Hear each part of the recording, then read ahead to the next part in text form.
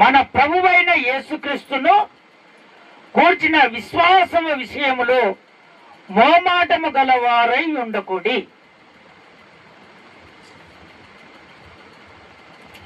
మహిమ స్వరూపు అయినటువంటి దేవునికి విశ్వాస విషయములో మోమాటము గలవారై ఉండకూడి అని దేవుడు చెప్తున్నాడు. మోమాటం అంటే కొంతమంది విశ్వాసంలో ఉన్నప్పుడు భయపడతారు. విశ్వాసములో ఉంటారు, అయ్యా ఈ పని నేను చేస్తాను అంటారు. కానీ ఆ సమయములో వాళ్ళు భయపడతారు. ఎందుకు భయపడతారంటే లోకములో ఉన్నటువంటి వారిని చూసి భయపడతారు. అప్పుడు ఏం చేస్తారంటే అక్కర కొరకేమో విశ్వాసములో ఉంటారు, అక్కర తీరిన తర్వాత ఏం చేస్తారంటే ఆ విశ్వాసంలోనికి పోతారు.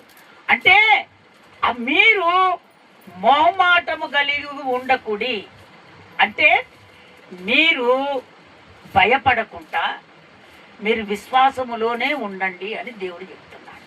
ఎందుకంటే మహిమ స్వరూపి అయినటువంటి దేవుడు నిన్ను నన్ను సృష్టించి ఆయన ఈ భూమి మీద కాపాడుతున్నటువంటి దేవుడు ఆయన చెప్తున్నటువంటి మాట మొహమాటము కలిగి మీరు ఉండకూడదు విశ్వాస విషయంలో. అవునంటే అవును, కాదంటే కాదు. ఆ ప్రకారంగానే మీరు ఉండండి, కానీ మొహమాటం కలిగి మీరు ఉండకూడదని దేవుడు చక్కగా అక్కడ మాట్లాడుతున్నటువంటి మాట. అందుకే కొంతమంది మొహమాటం కలిగిన వారు ఏం చేస్తారంటే సిగ్గుపడతారు. ఇప్పుడు సాక్ష్యాల సమయము, సాక్ష్యాలు చెప్పమని అంటాను అన్నప్పుడు కొంతమందికి మొహమాటం ఉంటుంది. నేను సాక్ష్యం చెప్తే ఎవరింటారు,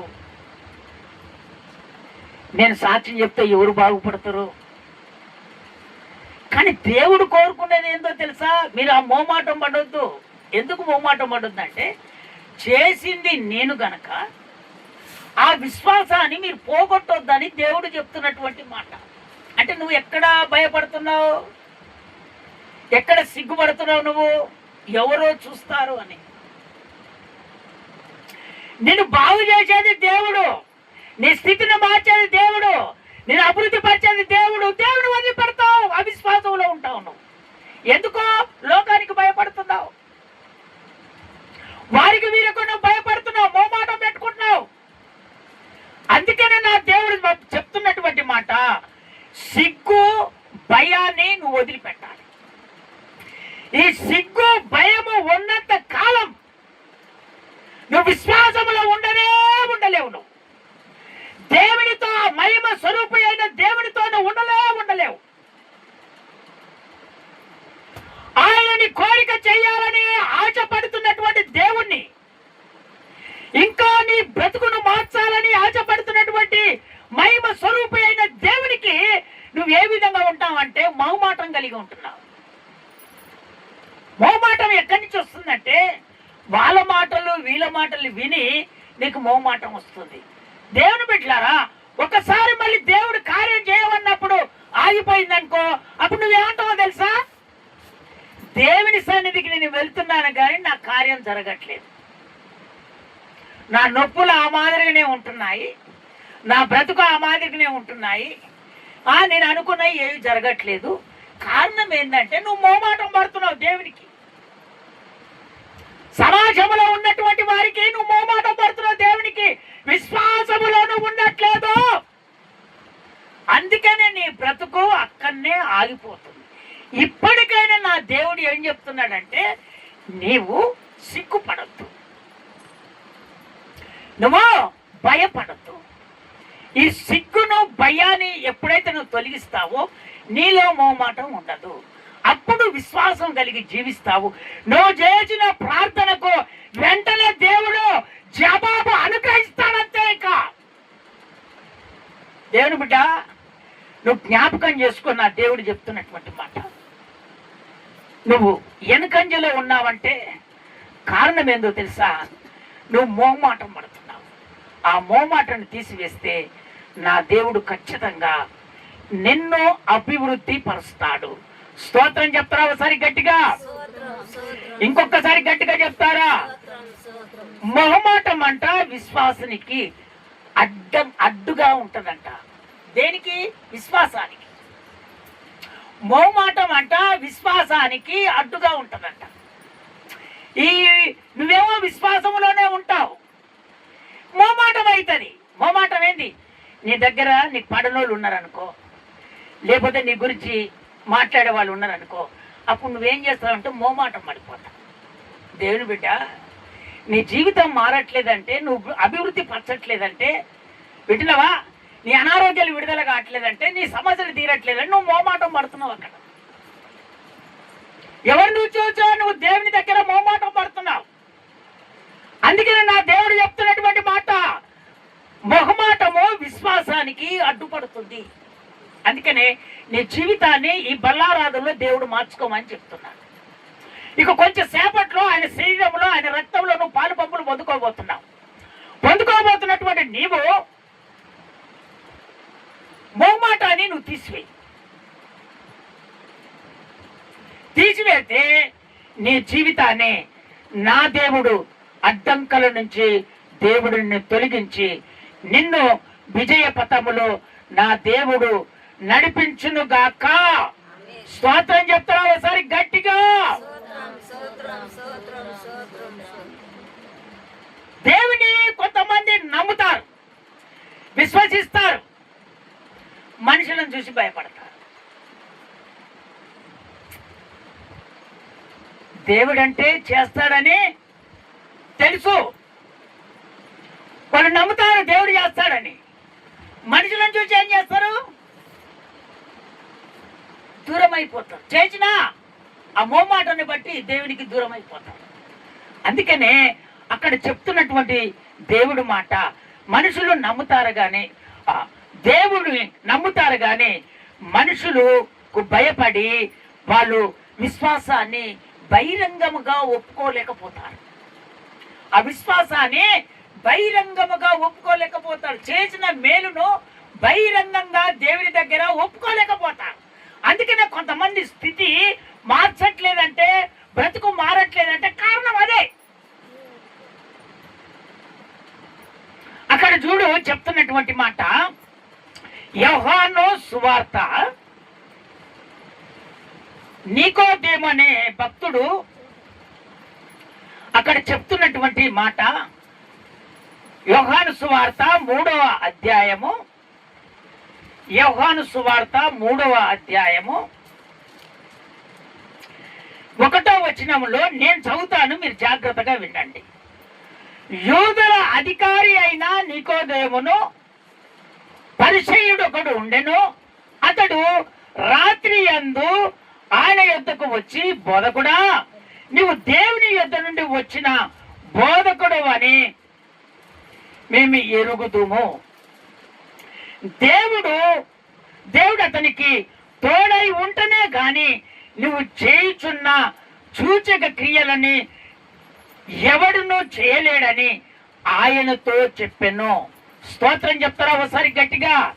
ఇంకొకసారి గట్టిగా చెప్తారా? అక్కడ ఉన్నటువంటి పరిసయ్యుడు యూదులకు భయపడుతున్నాడు. యూదులకు భయపడి ఆయన ఏం చేస్తున్నాడంటే ఆ సాక్ష్యము చెప్పలేకపోతున్నాడు. నికోదేము ఆయన పరిసయ్యుడు అక్కడ ఉన్నటువంటి యూదులకు భయపడి సాక్ష్యం చెప్పలేకపోతున్నాడు. దేవుడి గురించి దేవుడు మేలు చేస్తున్నాడు, అద్భుతాలు చేస్తున్నాడు, అన్ని కార్యాలు చేస్తున్నాడు.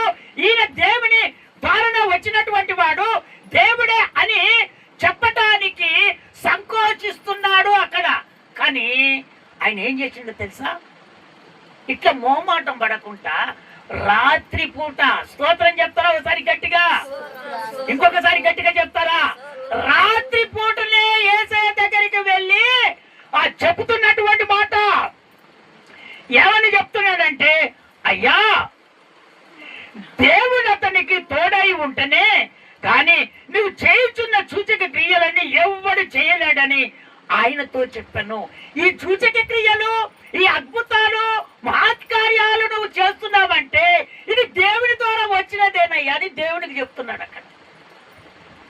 కానీ ఆయన మొహమాటం పడలేదు. రాత్రి పూటైనా వచ్చి అక్కడికి వచ్చి యేసయ్యకు చెప్తున్నటువంటి మాట. దేవుని బిడ్డలారా, కొంతమంది ఏం చేస్తారంటే మొహమాటం పడతారు. ఈ మొహమాటం దేనికంటే నీవు ఆశీర్వాదం కోల్పోవటానికి. మొహమాటం ఎందుకంటే నువ్వు అనారోగ్యం పాలవటానికి. మొహమాటం ఎందుకంటే నువ్వు ఆశీర్వదించబోవటానికి కారణం అదే. నీ బ్రతుకు మారట్లేదంటే కారణం అదే. దేవుని బిడ్డ, దేవుడు చక్కగా నీతో మాట్లాడుతున్నటువంటి మాట. ప్రసంగాలు ప్రతి వాళ్ళు చేస్తూనే ఉంటారు, ప్రతి వాళ్ళు నడిపిస్తూనే ఉంటారు. కానీ నువ్వు విన్నది ఏ వాక్యం వింటున్నావో, ఏది నీకు శృతి జరుగుతుందో, ఏ సాక్ష్యము బాగుందో దాన్ని విని నెమర వేసుకొని నువ్వు కళ్ళు మూసుకొని పశ్చాత్తాపడి తీర్మానం చేసుకుంటే నీ కార్యము వెంటనే జరుగుతుంది. స్తోత్రం చెప్తారా ఒకసారి గట్టిగా? ఇంకొకసారి గట్టిగా చెప్తారా? ఒకటే మళ్ళా, స్వస్థతల మీదనే ఆధారపడకండి, దేవుని వాక్యం మీద ఆధారపడాలి. దేవుడే వాక్యమై ఉన్నాడు, ఆ వాక్యమే దేవుడు. ఆ వాక్యాన్ని ఎప్పుడైతే నమ్మి ఆ వాక్యాన్ని నీ హృదయంలో చేర్చుకుంటావో ఆ వాక్యమే నీ కార్యాన్ని జరిగిస్తాడు. స్తోత్రం చెప్తారా ఒకసారి గట్టిగా? ఇంకొకసారి గట్టిగా చెప్తారా? ఇంకొకరు అరిమతయ్య అని యేసుకు, ఆయన యేసు ప్రభు చనిపోయాడు, అయ్యా సిలువ వేశారు, చనిపోయారు. ఆయన మృతదేహం తీసుకురావటానికి ఎవరు వెళ్ళట్లేదు, ఎవరు వెళ్ళట్లేదు. అక్కడ శిష్యులు ఉన్నారు, అక్కడ ఉన్నటువంటి దేవుని బిడ్డలు అనేకులు ఉన్నారు, కానీ ఎవరు వాళ్ళ దగ్గరికి పోయి నా యేసయ్య దేహం నాకు ఇవ్వమని అడగట్లేదు. మొహమాటం పడుతున్నారు, భయపడుతున్నారు, సిగ్గుపడుతున్నారు. దేవుడు నీకు మేలు చేయాలి. ఆహారం లేకపోతే నీకు ఆహారం కావాలి ప్రభువా, నాకు ఆహారం కావాలంటే ప్రభువా నువ్వు అడిగితే ఆహారం ఇస్తాడు. నేను శక్తి కోల్పోయానయ్యా, నాకు శక్తి కలగాల ప్రభు అంటే శక్తి ఇస్తాడు. దేవుడు పడి ఉంటే ఆయన దగ్గరికి పోయి అయ్యా అయ్యా నీ బతిమ ఆయన దగ్గరికి తీసుకోలేవే, నీ బ్రతికింగ్ ఎట్లా మారుతుంది? దేవుని బిడ్డలారా, దేవుని వాక్యం విని దేవునితో ఉన్నటువంటి నీవు మనుషుల మాటలతో ఒకవేళ ఆ మాటలను బట్టి నువ్వు పైకి లేదామని నువ్వు ఆలోచన చేస్తున్నావేమో, నా దేవుడు ఎక్కడ పట్టుకుంటాడో తెలియదు, కానీ పట్టుకుంటే ఇక ఆయన వదిలిపెట్టిందంటే నువ్వెక్కడ ఆశీర్వాదం ఉండదు, అంత కోల్పోతుంది. ఇది రుజువు, దేవుడు సెలవిస్తున్నటువంటి మాట. అప్పుడు దేవుని మీదనే నువ్వు న్యారం పెడతావు. ఇన్ని సంవత్సరాలైంది నేను దేవుని దగ్గరికి పోయాను, దేవుడు నాకేం మేలు చేయలేదు. రాత్రి దేవుడు మాట్లాడలేదా? సున్నతి చేయనందుకే 40 సంవత్సరాలలో పిల్లలు పుట్టిన తర్వాత సున్నతి చేయనందుకనే పరిశుద్ధత కోల్పోయినందుకు అక్కడ ఉన్నటువంటి యుద్ధ శూరులందరూ చనిపోయారు. ఆ గిల్గాను ప్రాంతానికి వచ్చినప్పుడు ఆయన ఇక్కడ మీరు పరిశుద్ధత కలిగి జీవించాలి. ఇక్కడ పరిశుద్ధత కలిగి జీవించాలంటే మొట్టమొదట మీ పిల్లలకు మీరు సున్నతి చేయాలి. విను, నువ్వు ఆశీర్వదించబడాలంటే ఆయన శరీరములో ఆయన రక్తములను పాలు పప్పులు పొందుకోవాలంటే నీకు ముఖ్యమైనటువంటిది బాప్తిసం. ఆ బాప్తిసం అందరి ద్వారా తీసుకోవటం కాదు, తండ్రి యొక్కయో కుమారుని యొక్కయో పరిశుద్ధ నామములోనే నువ్వు బాప్తిసం తీసుకోవాలి. ఎందుకు? దేవుడు కరెక్ట్ గా చెప్పాడు కనుక. ఈ బాప్తిజం తీసుకున్నటువంటి వాళ్ళు ఇంకొకడ పోయి మళ్ళీ బాలలో పాలు పంపులు పొందుకోరు. ఎందుకో? వీళ్ళు పరిశుద్ధత కలిగి జీవిస్తున్నటువంటి వాళ్ళు, వాక్యానుసారంగా వెళ్తున్నటువంటి వాళ్ళు ఇంకో దగ్గరికి వెళ్ళి బాప్తిజం తీసుకునే వాళ్ళు కాదు. ఎందుకంటే ఆయన సంఘం అనే శరీరానికి ఇదిగో అంకితం అయిపోయారు. స్తోత్రం చెప్తారా ఒకసారి గట్టిగా? ఇంకొకసారి గట్టిగా చెప్తారా? నీ బాధలు తీర్చింది అక్కడ, నీ బ్రతుకును మార్చింది అక్కడ. అక్కడ ఉన్నటువంటి సేవకుడు నీ గురించి ప్రార్థన చేసి ఒక్కొక్క మెట్టు నేను పైకెత్తిన తర్వాత ఎక్కడ నీకు మంచిగుంటే అక్కడనే పోతే దేవుడు ఊరుకుంటాడంటావా? స్తోత్రం చెప్తారా ఒకసారి గట్టిగా? ఇంకొకసారి గట్టిగా చెప్తారా? దేవుడు ఊరుకుంటాడటవా? మనోళ్ళు ఎక్కడ కూడా బల్ల ఇవ్వరు. ఎందుకు ఇవ్వరంటే కష్టం తెలుసు వాళ్ళకు. బేస్మెంట్ వేసుకునేది ఏ విధంగా వేసుకున్నారో ఆ పద్ధతి వాళ్ళకి తెలుసు కనుక నువ్వెక్కడైతే బాప్తిసం తీసుకున్నావో అక్కడనే ప్రభురాత్రి భోజనములో నువ్వు పాలు పంపులు పొందుకోవాలి. ఇంక కొన్ని సంఘాలు అక్కడక్కడ ఉంటాయి, మా దగ్గరికి రా రా రా రా మీకు ఇస్తాం అని పిలుస్తా. దేని బిడ్డలారా, అట్ట వెళ్ళొద్దు. మరి మన బంధువైనా మన రక్త సంబంధి అయినా వింటున్నావా, నీవు వెళ్ళటానికి వీల్లేదు. ఎందుకో నీవు పెంతుకోస్తు అనుభవంలో పెరుగుతున్నటువంటి నీవు మళ్ళీ వెనుక కాలు వేస్తే నువ్వు దేవునికి అన్యాయం చేసిన వారిగా నువ్వు నిలబడతావు. ఎందుకో చెప్పనా? అక్కడికి వెళ్తే కార్యాలు జరగవు. స్తోత్రం చెప్తారా ఒకసారి గట్టిగా? ఇంకొకసారి గట్టిగా చెప్తారా? ఆ కార్యాలు జరగనప్పుడు నువ్వేం చేస్తావు? వాళ్ళని అస్మాపురము చర్చికి వెళ్ళాను, ఇన్ని సంవత్సరాలు అయింది, ఇప్పుడు ఎక్కడ సాక్ష్యం ఎక్కడ వస్తుంది? వినండి జాగ్రత్తగా, దేవుని వాక్యాన్ని వినండి. నీకు కార్యం జరగకపోతే ఎక్కడి నుంచి వస్తుంది మళ్ళా?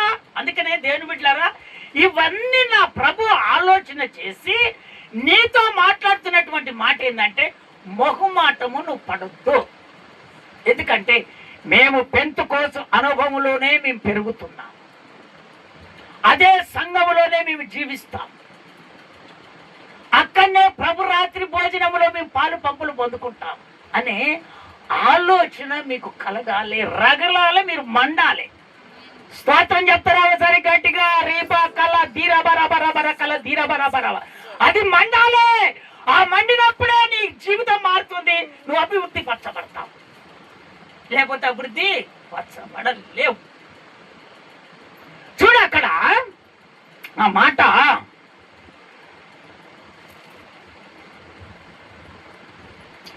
అదే యోహాను సువార్త 19వ అధ్యాయం. యోహాను సువార్త 19వ అధ్యాయంలో మీరు జాగ్రత్తగా బైబిల్ తెరవండి. 19వ అధ్యాయము 19వ అధ్యాయము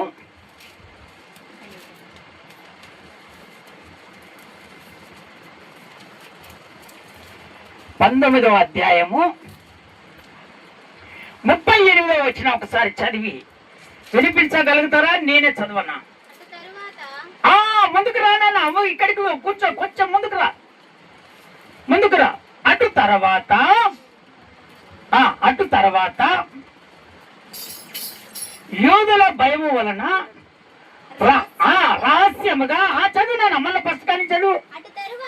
అటు తర్వాత యూదుల భయము వలన రహస్యముగా యేసు శిష్యుడైన అరిమతాయు యేసోపు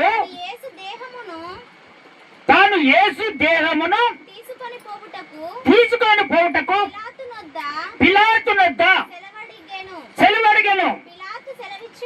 పిలాతు సెలవిచ్చెను కనుక అతడు వచ్చి యేసు దేహమును తీసుకొని పోయాడు. స్తోత్రం చెప్తారా ఒకసారి గట్టిగా? ఇంకొకసారి గట్టిగా చెప్తారా? మోమాటం పడిన వాళ్ళు చాలా మంది ఉన్నారు అక్కడ. వినండి దేవుని బిడ్డలారా, ఎందుకంటే యేసయ్య సిలువ వేశాడు, మరణించాడు. ఒకవేళ యేసయ్య నా యేసయ్య అని పోతే నన్ను చంపేస్తారు, నన్ను ఏలన చేస్తారు. వింటున్నారా? అక్కడ ఉన్నటువంటి వాళ్ళు అనేకులు ఉన్నారు అక్కడ. కానీ ఈయన రహస్యంగా ప్రేమిస్తున్నటువంటి వాడు ఎవరైనా అరిమతాయి అని యేసోపు రహస్యంగా దేవుని ప్రేమిస్తున్నటువంటి వాడు, రహస్యంగా భక్తి చేస్తున్నటువంటి వాడు, ఆత్మీయత కలిగినటువంటి వాడు, దేవుడంటే ప్రాణము, దేవుడంటే ప్రేమ. ఆయన లేకపోతే నిమిషము కూడా ఆయన తలుచుకొని ఎక్కడ తిరగలేట. ఆయన ఎవరు? అరిమతాయి అని యేసోపు. అక్కడ ఉన్నటువంటి వాళ్ళు మోమాటం పడుతున్నారు. చనిపోయారు, తీసుకుపోయి సమాధి చేద్దామని ఆలోచన ఒక్కరికి అక్కడ రావట్లేదు. ఆ పిలాతుకు, ఆ రాజుకు భయపడుతున్నారు. దేవుని బిడ్డలారా, ఒక గ్రామంలో ఒక పెద్ద మనిషి ఉంటే మీరేం చేస్తారంటే సేవకుడు చెప్పింది వినరు. అంటే కొంతమంది వింటారు, కొంతమంది వినరు. అయితే దేవుడు ఏం చెప్తున్నాడంటే, నీకు ముఖ్యమైనది పెద్ద మనిషి కాదు, నీకు ముఖ్యమైనది ఎవరు కావాలి చెప్పరండి? ఎవరు కావాలి? దేవుడు కావాలి. మరి దేవుడు కావాలంటే దేవుడు మాట్లాడుతున్న మాటలు విని ఆ ప్రకారంగా నడుచుకోవాలంటే నువ్వు దైవజనుడు చెప్పిన మాట వినాలనా, పెద్ద మనిషి చెప్పిన మాట వినాలనా? చెప్పు నాకు అమ్మా, చెప్పాలి చెప్పాలా? మీరు చెప్పాలి. ఇప్పుడు దైవజనుడు మాట వినాలి కదా.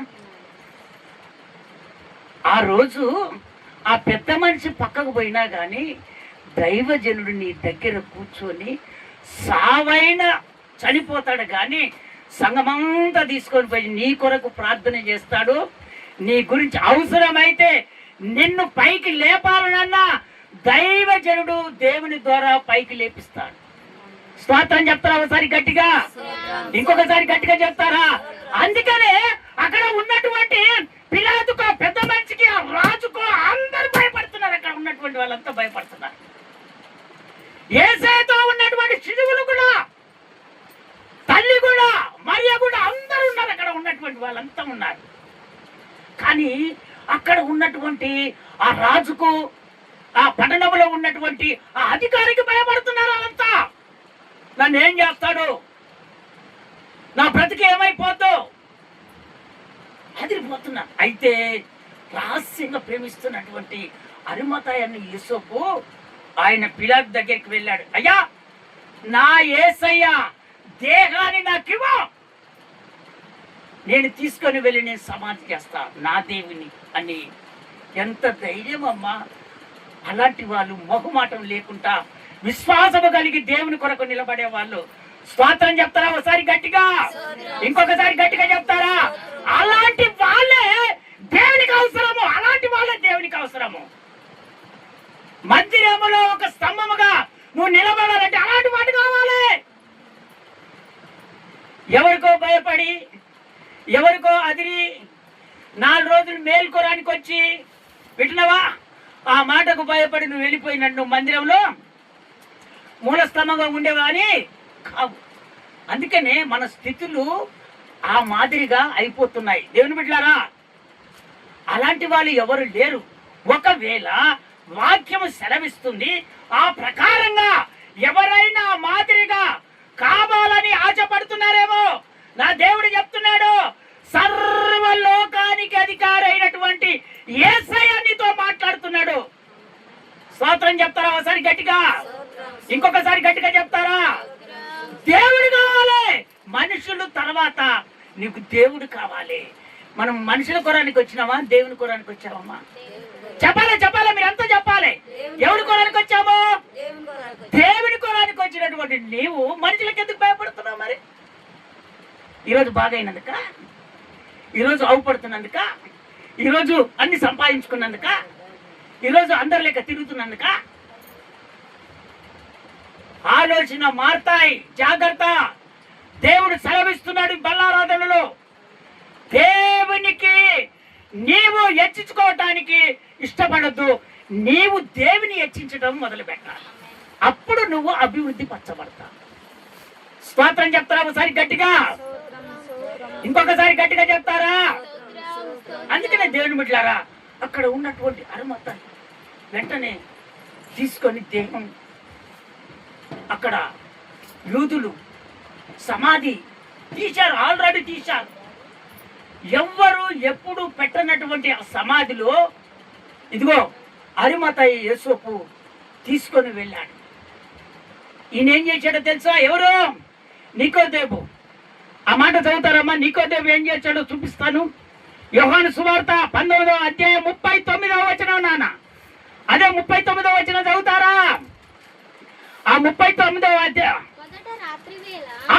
మొదటి రాత్రి వేళ ఆయన యొద్దకు వచ్చిన నికోదేము కూడా నికోదేము కూడా బలాముతో కలిపిన అగారు రమారామి 150 సేర్ల ఎత్తు తెచ్చెను.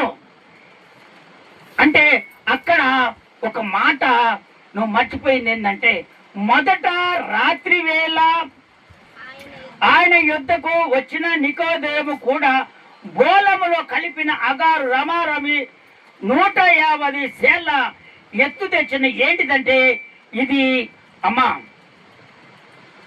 అంతటా వారు అమ్మ చదువు అట్నే చదువుకుంటారా నాన్న. అంతటా వారు యేసు దేహమును తెచ్చుకొని వచ్చి యూదులు పాతిపెట్టు మర్యాద చొప్పున సుగంధ ద్రవ్యములను దానికి పూసి నార బట్టలు తెచ్చి. ఈ నికోదేము ఏం తెచ్చాడంటే, ఇదిగో అక్కడ ఉన్నటువంటి అమ్మా సుగంధ ద్రవ్యములు తీసుకొని వచ్చాడు. ఈ రాత్రి పూట వచ్చి, అయ్యా నువ్వు దేవుని కుమారుడవే, దేవుడు నీతో చెప్తానే ఈ సూచక్రియలు జరుగుతున్నాయి అన్న. ఆయన ఏం తీసుకొచ్చాడంటే సుగంధ ద్రవ్యాలు తీసుకొని వచ్చాడు. సమాధికి పూసి ఆ సమాధిలో పెడతానికి. స్తోత్రం చెప్తారా ఒకసారి గట్టిగా, ఇంకొకసారి గట్టిగా చెప్తారా?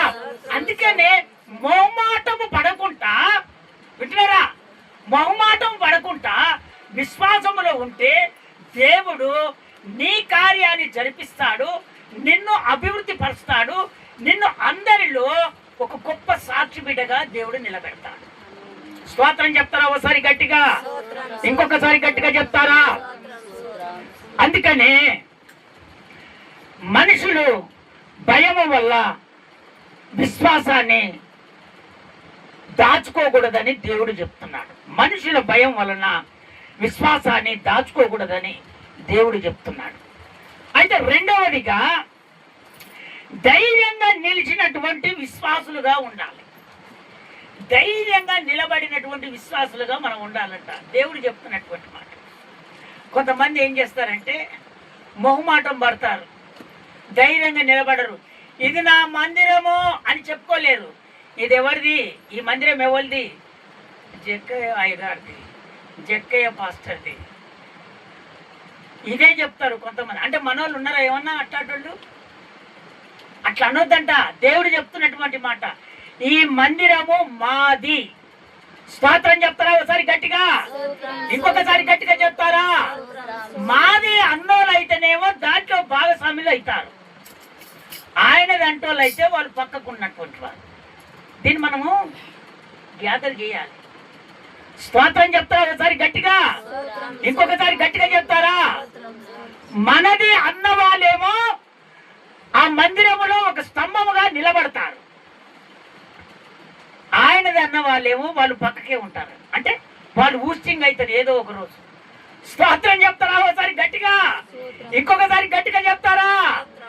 మాదన్నోళ్ళేమో మన దాంట్లో ఉంటారు. ఎట్లా? ధైర్యము కలిగిన విశ్వాసులలో ఆ గుంపులో ఉంటారు. మోమాటం కలిగిన వాళ్ళది అది అంటారు. మాది అన్నటువంటి వాళ్ళేమో అక్కడ నిలబడతారు. దేవుడు చెప్తున్నటువంటి మాట ఆ చదువుతారా? ఆ వాక్య భాగంలోనికి మనం వెళ్తాం. అపోస్తుల కార్యము 4వ అధ్యాయము 19వ వచనం. 4వ అధ్యాయము 19వ వచనం.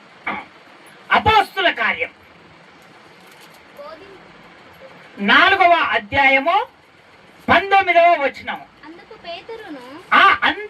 పేతురును యెహోవాను వారిని చూసి దేవుని మాట వినుట కంటే మీ మాట వినుట దేవుని దృష్టికి న్యాయమా అని అడుగుతున్నాడు ఆయన. చెప్పుడి, మీరే చెప్పుడి. ఈ విషయాన్ని మీరే గమనించి మీరే చెప్పండి. దేవుని మాట వినాలా, మీ మాట వినాలా? ఎవరి మాట వినాలి చెప్పండి అమ్మా. దేవుని మాటలు వినాలా, లోకంలో ఉన్నటువంటి మాటలు వినాలా? మళ్ళీ రిపీట్ చేయమా, వాళ్ళకి అర్థం కాదు. అదే మాట చదువు మళ్ళీ. అందుకు పేతురును యెహోవాను వారిని చూసి దేవుని వినుట కంటే దేవుని మాట వినుట కంటే మీ మాట వినుట దేవుని దృష్టికి న్యాయమా? అది దేవుని దృష్టికి న్యాయమా? మీరే చెప్పుడి. మీరు చెప్పండి, మీరే చెప్పండి. దాన్ని ఒప్పుకుంటారా? మీరే చెప్పండి అని ఆ కింది మాట చదువునాను అని ఆ కింది మాట చదువు మళ్ళా. మేము కన్నవాటిని విన్న వాటిని చెప్పక ఉండలేమని వారికి ఉత్తరము ఇచ్చితిరా. ఉత్తరం ఇచ్చిరి. స్తోత్రం చెప్తారా ఒకసారి గట్టిగా? వాళ్ళకు అక్కడ భయపడలేదు. వీళ్ళు ఎవరంటే ధైర్యం కలిగినటువంటి వాళ్ళు. ఎవరు వీళ్ళు? పేతురు, యోహాను. వీళ్ళు పరిశుద్ధాత్మను పొందుకున్నటువంటి వాళ్ళు. స్తోత్రం చెప్తారా ఒకసారి గట్టిగా? ఇంకొకసారి గట్టిగా చెప్తారా? వీళ్ళు పరిశుద్ధాత్మ చేత నింపబడినటువంటి వాళ్ళు. అంటే పరిశుద్ధాత్మ అంటే ధైర్యము కలిగినటువంటి పరిశుద్ధాత్మ, అంటే దేవుని ద్వారా వచ్చినటువంటి పరిశుద్ధాత్మ. ఆత్మలో రెండు ఉంటాయి. దురాత్మ ఉంటది, పరిశుద్ధాత్మ ఉంటది. దురాత్మ ఏం చేస్తుందంటే పరిశుద్ధాత్మ కన్నా ఎక్కువ లొలి చేపిస్తుంది. స్తోత్రం చెప్తారా ఒకసారి గట్టిగా? ఇంకొకసారి గట్టిగా చెప్తారా? అది ఎవరికి తెలుస్తుంది అంటే నడిపించే నాయకునికి తెలుస్తుంది. ఇంకోటి ఏంటో తెలుసా? ప్రార్థన అనుభవం కలిగినటువంటి సంఘములో ఉన్నటువంటి విశ్వాసాలకు తెలుస్తుంది. ఇంకోటి ఎవరికి తెలుస్తుంది తెలుసా? దేవునికి తెలుస్తుంది. స్తోత్రం చెప్తారా ఒకసారి గట్టిగా? ఇంకొకసారి గట్టిగా చెప్తారా? కొంతమంది, నేను ఒక ప్రాంతానికి వెళ్ళినప్పుడు, ఆర్మూరు ప్రాంతమే అనుకుంటా, ఆ ప్రాంతానికి వెళ్ళినప్పుడు ఒక తల్లి ఇంటికి పిలిపించింది. అయ్యా ప్రార్థన చేతురా అని నన్ను పిలిపించింది. పిలిపిస్తే నేను వెళ్ళాను. అయ్యా మా అక్క ఉందయ్యా, మా అక్క ఒక్కతే ప్రార్థన పౌరాలయ్యా, మంచిగా ప్రార్థన చేస్తుందయ్యా, ఆమె పిలిపించింది నన్ను. ఆమె నన్ను పిలిపిస్తే ఆమె ప్రార్థన చేశాను. ప్రార్థన చేసిన తర్వాత మా చెల్లె ఉందయ్యా, ఆమె చాలా వేదన పడుతుంది, ఆమెకు ప్రార్థన చేయాలయ్యా అన్నాను. అంటే అమ్మ పిలిపించండి అమ్మ, ప్రార్థన చేస్తాను అన్నా. ఆమె వచ్చింది. ఇక నేను ప్రార్థన చేద్దామని ప్రార్థన చేస్తున్నాను అంతే. ఈమెం చేస్తుంది? ఆత్మ పొందుకొని ఆమెను కొట్టడం మొదలు పెడుతుంది. స్వాతంత్రం చెప్తారా ఒకసారి గట్టిగా? ఇంకొకసారి గట్టిగా చెప్తారా? నేను నిలబడ్డాను. ఇదేంది ప్రభువా? వాళ్ళు వాళ్ళకు ప్రార్థన చేయమని నన్ను తీసుకొని వచ్చారు. ఈమెంది? ఈమె ఆత్మ పొందుకొని ఆమెను కొడుతుంది. ఇదేంది ప్రభు అని నేను ఆలోచన చేస్తున్నా అక్కడ ఉండి. అంటే ప్రభు ఏమన్నాడంటే ఆమెను వదిలిపెట్టి ఈమె మీద చేయి పెట్టు అన్నాడు. ఎప్పుడైతే ఆమెను వదిలిపెట్టి ఈమె మీద చేయి పెట్టానో ఈమె ఎగిరి గోడకు తట్టుకొని కింద పడిపోయి అంటే ఇలాంటి ఆత్మలు ఏం చేస్తాయంటే నేనే గర్వం. ఇది దురాత్మ. స్తోత్రం చెప్తా ఒకసారి గట్టిగా? మైకు తరంగాలలో ఈ వాక్యం వాళ్ళు మళ్ళీ వింటారు.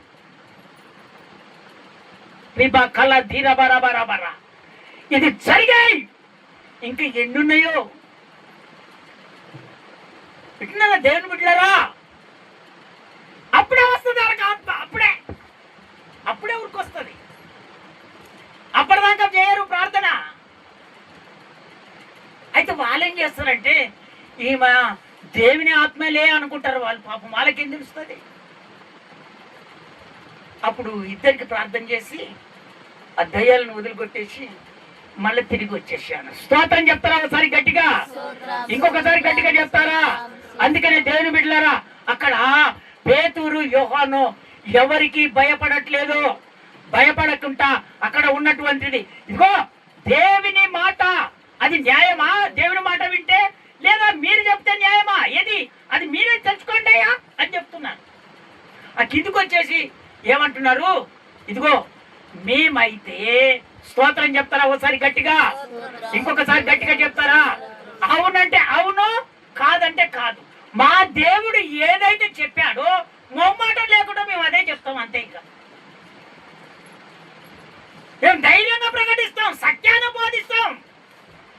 సత్యానికి మేము లోబడము, సత్యాన్ని మేము బోధిస్తాం.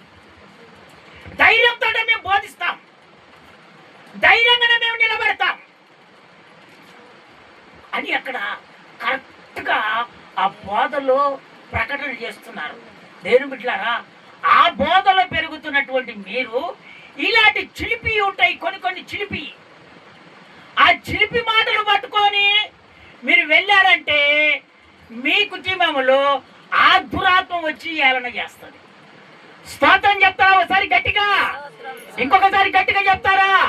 అందుకనే దేవుని బిడ్డలారా, దేవుని ధైర్యపరిచే ఆత్మ నాకు దయచేయి ప్రభువా అని నువ్వు అడిగిన ఎడల ఆయన ఖచ్చితంగా ఆయన ధైర్యము కలిగినటువంటి ఆత్మ నీ మీద కుమ్మరించును గాక. స్తోత్రం చెప్తారా ఒకసారి గట్టిగా, ఇంకొకసారి గట్టిగా చెప్తారా? అదే రోమా పుస్తకంలోనికి వస్తారా మీరు? రోమా పుస్తకము 1వ అధ్యాయము 16వ వచనం. 1వ అధ్యాయము 16వ వచనం. రోమా పుస్తకము 1వ అధ్యాయము 16వ వచనం. నాన్న సువార్తను గూర్చి చూడు ఎంత చక్కగా చెప్తున్నాడు అక్కడ పౌలు గారు. నేను సిగ్గుపడు వాడను కాను. స్టార్టింగ్ నుంచి చెప్తున్నా. సువార్తను గూర్చి నేను సిగ్గుపడు వాడను కాను. నేను సిగ్గుపడను వాడను కాదు. ఎలా అనగా నమ్ము ప్రతి వానికి మొదట యూదునికి క్రీస్తు దేశస్థునికి కూడా రక్షణ కలుగజేయుటకు అది దేవుని శక్తి అయి ఉన్నది. అది దేవుని శక్తి. ఆ శక్తి పరిశుద్ధాత్ముడు. స్తోత్రం చెప్తారా ఒకసారి గట్టిగా, ఇంకొకసారి గట్టిగా చెప్తారా? ఆ పరిశుద్ధాత్మ శక్తి నీలో ఉన్నప్పుడే నువ్వు ధైర్యంగా నిలబడగలవు. ధైర్యంతో నువ్వు సంఘములో కూడా ధైర్యముగా నిలబడి ఇది నా సంఘము, ఈ సంఘాన్ని నేను అభివృద్ధి పరచుకోవాలి, ఈ సంఘానికి నా వంతు నేను సహాయం చేయాలి అని ఆలోచన అప్పుడు నీకు కలుగుతుంది. స్తోత్రం చెప్తారా ఒకసారి గట్టిగా, ఇంకొకసారి గట్టిగా చెప్తారా? అందుకనే దేవుని బిడ్డలారా, దేవుడు మనతో ధైర్యము కలిగినటువంటి విశ్వాసులుగా మనం నిలబడాలని దేవుడు చక్కగా మనతో మాట్లాడిండు. అందుకే నిజమైనటువంటి విశ్వాసి ధైర్యముగా దేవుని గురించి సాక్ష్యం చెప్తాడు. ధైర్యంగా దేవుడు చేసినటువంటి మేలు ఖచ్చితంగా సాక్ష్యం చెప్తాడు. నిజమైన విశ్వాసి. వీళ్ళు మొహమాటం లేనటువంటి వాళ్ళు, వీళ్ళు సిగ్గుపడనటువంటి వాళ్ళు, వీళ్ళు భయపడనటువంటి వాళ్ళు. అందుకని దేవుని బిడ్డలారా, ఈ ప్రకారంగా ఎప్పుడైతే నువ్వు జీవిస్తావో దేవుని దగ్గర ఖచ్చితంగా నీ ప్రార్థన బట్టి నువ్వు మేలు ఖచ్చితంగా పొందుకుంటావు. స్తోత్రం చెప్తారా ఒకసారి గట్టిగా, ఇంకొకసారి గట్టిగా చెప్తారా? మూడవదిగా దేవుడు ధైర్యపరిచే ఆత్మంట. రెండోదేమో ధైర్యంగా నిలిచిన విశ్వాసులుగా ఉండాలి. మూడవదిగా దేవుడు ధైర్యపరిచే ఆత్మ మనం పొందుకోవాలంట.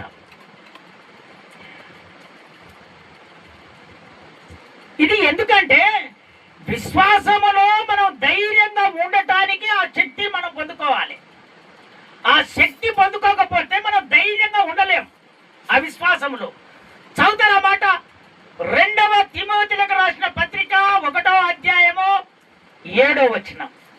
1వ అధ్యాయము 7వ వచనం. 2వ తిమోతిలకు రాసిన పత్రిక 1వ అధ్యాయము 7వ వచనం. ఇది బాగా వినండి. దేవుడు మనకు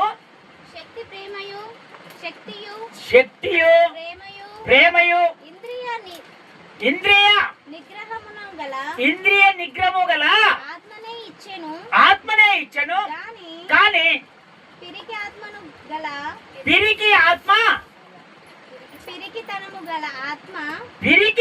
గల ఆత్మ ఇయ్యలేదు. స్తోత్రం చెప్తారా ఒకసారి గట్టిగా, ఇంకొకసారి గట్టిగా చెప్తారా?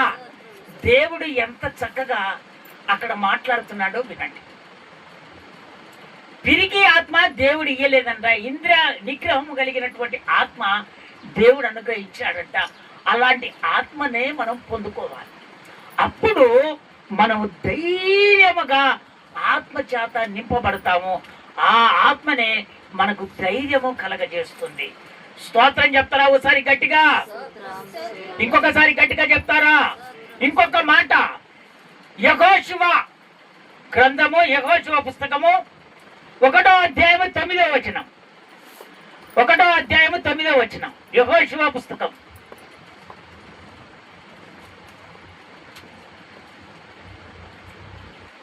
యెహోషువ పుస్తకం 1వ అధ్యాయము 9వ వచనం. నేను చదువుతాను, మీరు వినండి. నేను నీకు ఆజ్ఞాపించి ఉన్నాను కదా, నిబ్బరము కలిగి ధైర్యముగా నుండుము, దిగులు పడకము, జడియకము. నీవు నడుచు మార్గమంతటిలో నీ దేవుడైన యెహోవా నీకు తోడై ఉండును. ఎప్పుడు తోడై ఉంటాడు ఈయనంటే, ధైర్యము కలిగినటువంటి ఆత్మను పొందుకున్నప్పుడు, ఆయన శక్తిని పొందుకున్నప్పుడు, అప్పుడు దేవుడు మనతో ఉంటాడు. ఆ దేవుడు చెప్తున్నటువంటి మాట, నేను నీకు ఆజ్ఞాపించుచున్నాను కదా, నిబ్బరము కలిగి ధైర్యంగా ఉండము, దిగులు పడకు, జడియకు. నీవు నడుచు మార్గమంతటిలో నీ దేవుడైన యెహోవా నీకు తోడై ఉండును. ఆ ఆత్మను పొందుకుంటే నువ్వు ఖచ్చితంగా నీ ఏ మార్గంలో తిరుగుతావో జడియకుండా, అధైర్యపడకుండా, భయపడకుండా దేవుడు నిన్ను కాపాడి నీ మార్గములో ఎక్కడ తిరిగినా నా దేవుడు నీకు తోడై ఉంటాడు అని చెప్తున్నాడు. స్తోత్రం చెప్తారా ఒకసారి గట్టిగా? ఇంకొకసారి గట్టిగా చెప్తారా? చివరి మాట, అపోస్తుల కార్యము 4వ అధ్యాయం 31వ వచనం. తొందరగా 4వ అధ్యాయము 31వ వచనం. అపోస్తుల కార్యం నాయన 4వ అధ్యాయము 31వ వచనం. 31. సరే నేను చదువుతాను, మీరు వినండి. చదువునా? వారు ప్రార్థన చేయగానే వారి కూడి ఉన్న చోటు కనిపించెను. అప్పుడు వారందరూ పరిశుద్ధాత్మతో నిండిన వారై దేవుని వాక్యము ధైర్యముగా బోధించిరి. కారణం ఏంటంటే, అక్కడ ఉన్నటువంటి వాళ్ళు పరిశుద్ధాత్మతో నిండిన వారై దేవుని వాక్యాన్ని బోధిస్తున్నారు. వాళ్ళు ధైర్యముతో నిలబడ్డారు. వాళ్ళు ప్రార్థనలో కూడా ధైర్యముగా ఉంటారంటే కారణం ఏంటంటే, వాళ్ళు నిజమైనటువంటి పరిశుద్ధాత్మను పొందుకున్నటువంటి వాళ్ళు. అందుకనే దేవుని బిడ్డ, నీవు ధైర్యం కలిగినటువంటి ఆత్మను పొందుకొని నువ్వు నిలబడితే నీకు ఎప్పుడు ధైర్యమే ఉంటుంది. ఇంకోటి ఏంటంటే, పరిశుద్ధతలోనే నిలబడతావు. ఇంకోటి ఏంటంటే, నువ్వు వెళ్ళు మార్గములంతటిలో ఆయన నీకు తోడై ఉంటాడు. ఇంకోటి ఏంటంటే, ప్రార్థనలోనూ పెట్టినవా ఆయన ధైర్యపరుస్తాడు. ఆయన ఆత్మ నీ మీద కుమరిస్తాడు. నీ పక్కల మీద ఉన్నటువంటి వాళ్ళు అందరి మీద కూడా